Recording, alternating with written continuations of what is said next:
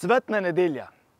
Jezus na vzličku vstopa slovesno v Jeruzalem.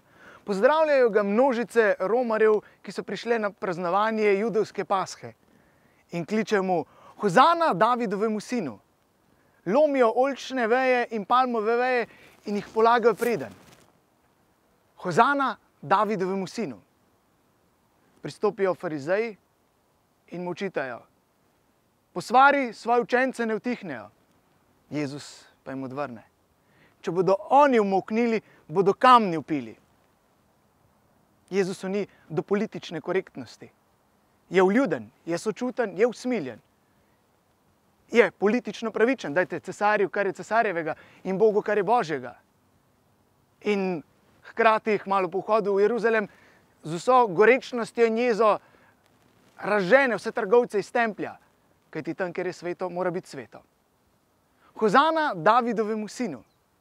Ga res pozdravljam v svojem življenju?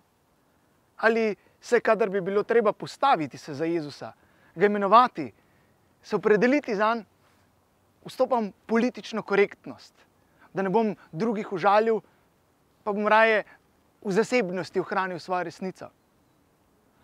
Ali pa se odločal v svojem življenju za stvari, ki so stvar gnilih kompromisov, samo zaradi vljudnosti, in slednjič zatajil tudi sebe, ne samo Gospoda.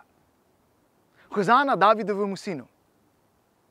Vstopam z njim v Jeruzalem, stopam z njim na njegov križov pot, na Kalvarijo, kjer kraljuje s trnovo krono in kjer kot kralj zmaga nad smrtjo, ko vstane od mrtvih.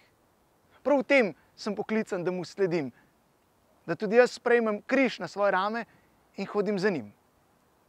Da ga vedno, znova in znova, z veseljem in radostjo pozdravljam z vzklikom: Hozana Davidovemu sinu. Da bi bil Kristus kralj mojega in naših src.